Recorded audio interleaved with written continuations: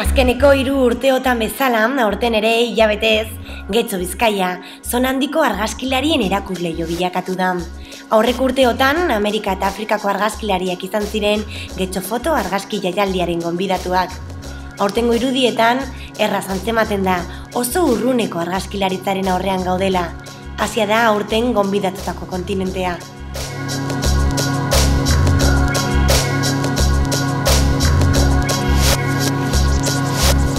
Ikusi daitezke, Taiwan, Txina, Korea eta Japoniako 20 egileren 21 erakusketak. Erakusketa horiek hilabete batez egongo dira herrian, gehienak kalean egiten ditugu, eta horiek ikusi ahal izango ditugu.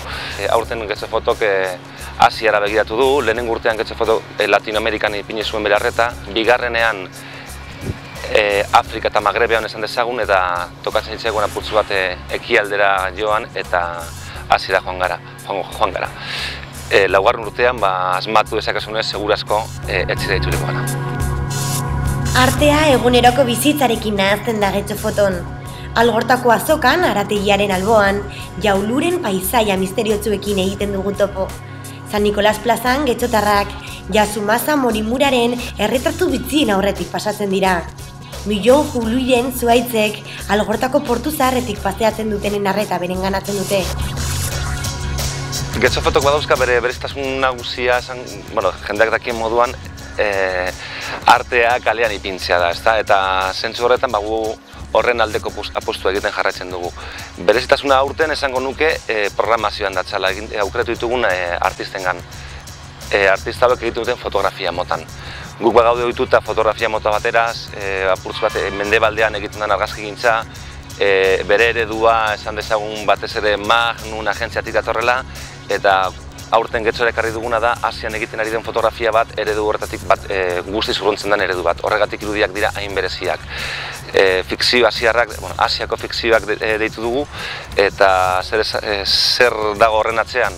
Hango artistak, artista batzuk edo Getxora ekarri ditugunak, fikzio erabiltzen dituzte, argazkiak antzesten dituzte, errealitatea kontatzeko. Errealitatea topatzera atera berrean, eurak errealitatea sortzen dute eta horri egiten dute argazkia.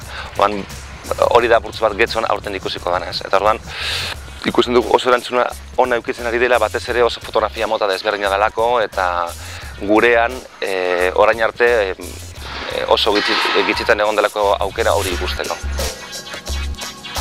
Getxo Foton argazkilari ospetsuak ez dira protagonista bakarrak. Herritarren parte hartzea sustatzeko, 11 ekitaldi antolatzen dituzte argazki erakusketen inguruan. Oso argi daukagu ez dugula egin nahi jaialdi bat, ez dakit norabide bakarreko hau da guk programazio bat aurkeztu eta jendeak hori kontsumi dezala.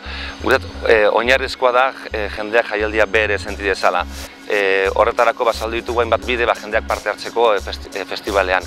Bat izan daiteke antolatzen ditugun proiekzioak, herritarrei euren argazkiak eskatzen dizkiegu, eta gero profesionalen baldintza beretan proiektatzen ditugu eta jai moduko bat egiten dugu.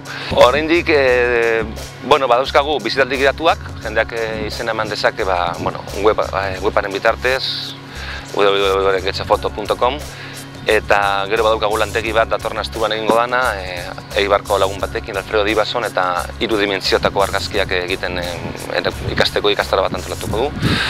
Eta hori da, baina bada asko, badaude 20 erakusketa, badaude 20 aukera Getxora etortzeko hilabetean zehar.